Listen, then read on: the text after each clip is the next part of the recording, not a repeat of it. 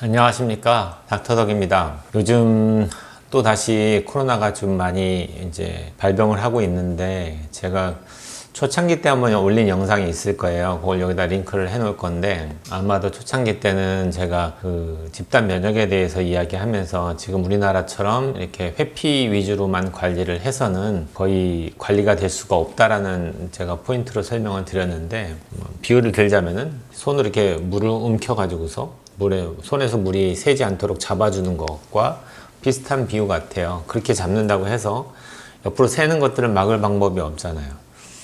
그렇게 해서 열심히 막 닥달을 하듯이 모든 사업장들을 다 폐쇄를 하고 사람들 못 움직이게 하면 떨어지긴 하겠죠.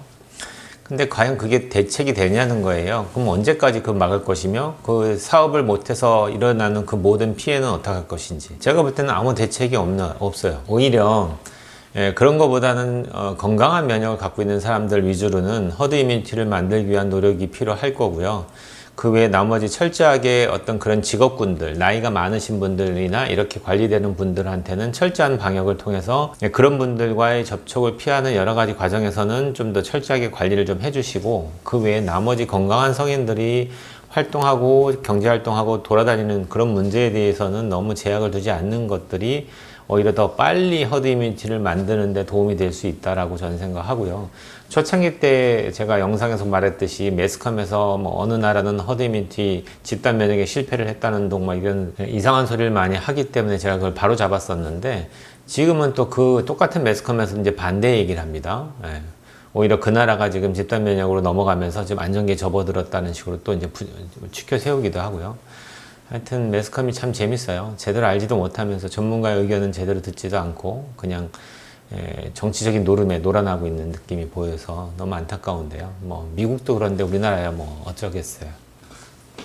아무튼 또 쓸데없는 소리를 했는데, 회피 하나만으로는 절대적으로 전염병을 막을 방법이 없고요. 그렇기 때문에 개인적인 면역을 높이기 위한 기본적인 노력을 열심히 다들 하셔야 됩니다.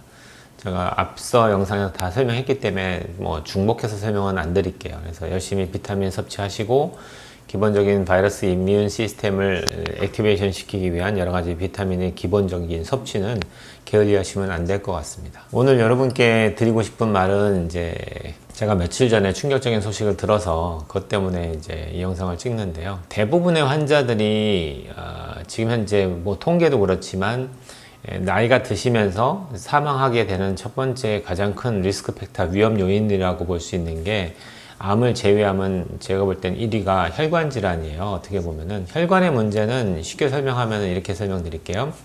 우리가 새 집을 지을 때 상수관과 하수관을 다 연결해서 새 집을 짓죠. 그래서 그 집을 잘 사용하시면서 깨끗한 물을 받는 상수관을 이용하시다가 어떤 집에 문제가 생겨서 AS를 받을 때 한 3년, 5년 정도 쓴 다음에도 그 배관을 뜯어보면은 깨끗한 물이 나오는 상수관조차도 그 안에 보면 스케일이 되게 많이 끼어 있어요. 그걸 갖다가 이제 쉽게 설명하면 동맥경화증하고 똑같은 거죠. 우리 혈관은 태어나서 죽을 때까지 한 번도 갈 수가 없는 거예요. 그냥 죽을 때까지 쓰는 거죠. 갈 수가 없잖아요. 그러니까 혈관이 얼마나 안 좋겠어요. 그걸 이제 우리가 사고로 돌아가신 분이나 여러 가지 이제 이유 때문에 수술할 때도 혈관을 만져보기도 하고 테스트를 해보는데, 재밌는 거는 모든 혈관들이 나이가 드시면서 똑같이 혈관의 경화도와 안에가 딱딱해진다는 거죠. 혈관이 딱딱해지고 지저분한 게 쌓이는 동맥경화증이 나이를 먹으면서 이렇게 쭉 올라가는 거예요. 이게 당연한 거죠, 어떻게 보면은. 그래서 연세 드신 분들이 대부분 다 혈관성 질환 때문에 돌아가시는데, 저희 아버님도 지주막하 출혈 때문에, 혈관 출혈이죠. 그 다음에 저희 장인어른조차도 뇌출혈 때문에 돌아가셨어요. 그 정도로 나이가 드시면 혈관 문제가 되게 심하거든요. 근데 왜 이 얘기를 하냐? 얼마 전에 제가 포항에 와서 처음 이제 병원을 오픈하면서 옆에 헬스장을 제가 가입을 해서 점심때면 이제 운동도 한다고 갔었어요. 지금은 좀 게을러졌지만, 그 당시에 처음 갔는데 그때 거기 할아버지 한 분이 계시는데 한 60대 중반? 그렇게 나이가 많은 것도 아니죠. 60대 중반이면 요즘에 그죠?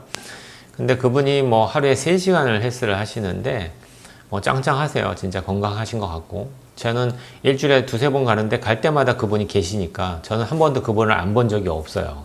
3년 동안에는. 그러면서 되게 건강을 자신하시면서 하시더라고요. 근데 저희 병원에 오셔서는 피부에 건성 같은 피부 질환이 있어서 그것 때문에 연고나 주사를 맞으러 오세요. 제가 권한 건 아닌데 본인이 요구하세요. 그리고 다른 건 아무것도 하기 싫어하세요. 검사도 안 하고 자기는 건강하니까 그냥 이 가려운 것만 해결해 달라면서 연고 달라고 하고, 연고도 자기가 콕 집어서 얘기하세요. 주사도 뭐 달라고 하고요. 실제로 저는 그런 캐릭터의 환자를 좋아하지 않기 때문에 별로 말을 섞지 않고 그냥 원하는 대로 주고 보내거든요. 그래서 건강하게만 잘 지내시면 제가 뭐 신경 쓸 일이 전혀 없죠. 근데 얼마 전에 그 와이프 되시는 분이 오셔가지고는 그 환자 이름을 대시면서 지금 병원에 입원해서 중환자실에 한 달 됐다면서, 그러니까 그 정도로 내가 몰랐다는 얘기는 한 달 동안에 해스를 안 했다는 얘기죠. 창피하지만. 그래서 물어봤더니 뇌출혈이 왔대요. 그래서 뇌출혈이 와가지고 지금 중환자실에서 한 달 동안 거의 코마 상태로 있으면서 폐 쪽도 지금 먹어서 곧 sepsis, 즉 폐혈증으로 넘어가면서 이제 얼마 못 사실 것 같은 생각이 들어요. 깜짝 놀랐죠. 그렇게 쨍쨍했던 분이 갑자기 그렇게 쓰러진다는 게. 근데 실제로 그분은 먼저 히스토리 상에서 자가면역 질환인 건선도 있었고, 실제로 제가 볼 때는 검사를 안 해서 그러지 검사를 해보면은 여러 가지 문제점이 있었을 거예요. 근데 대부분 건강을 과신하는 분들이 한 방에 간다고 얘기하죠.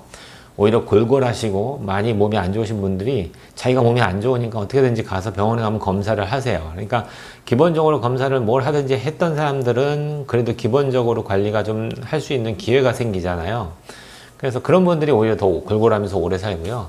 진짜 병을 과신하시고 나는 건강해, 뭐 비타민이 왜 필요 있어, 나는 뭐 운동 열심히 하고 밥 잘 먹는데, 이렇게 얘기하시는 분들 중에 대부분이 순간에 그냥 한 방에 가시는 거예요.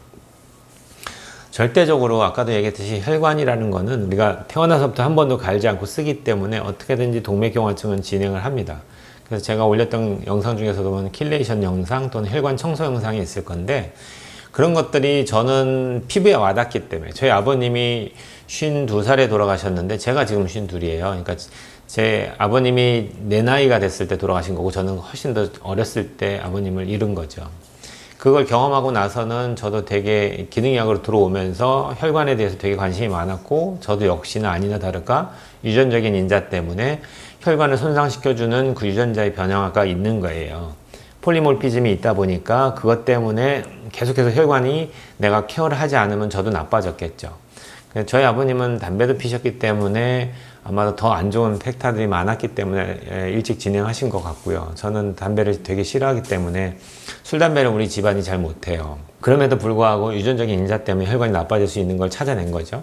그래서 지금은 열심히 한 달에 한 번씩 수액을 맞으면서 혈관도 청소해주고 몸 관리를 해서 내 건강을 잘 잡으려는 노력을 하게 됩니다. 그러니까 먼저 그걸 경험했던 사람들은 이해가 되고 열심히 관리를 하시는데, 한 번도 경험해 본 적이 없거나 그러신 분들은 되게 과신을 하게 돼요. 절대 그렇게 과신해서 생길 수 있는 문제가 아닙니다. 혈관 자체는 어쩔 수 없이 나이가 드시면서 지저분하게 뭐가 끼이기도 하고요. 그게 동맥경화증인데 이게 두꺼워지기도 하고 딱딱해지기도 합니다.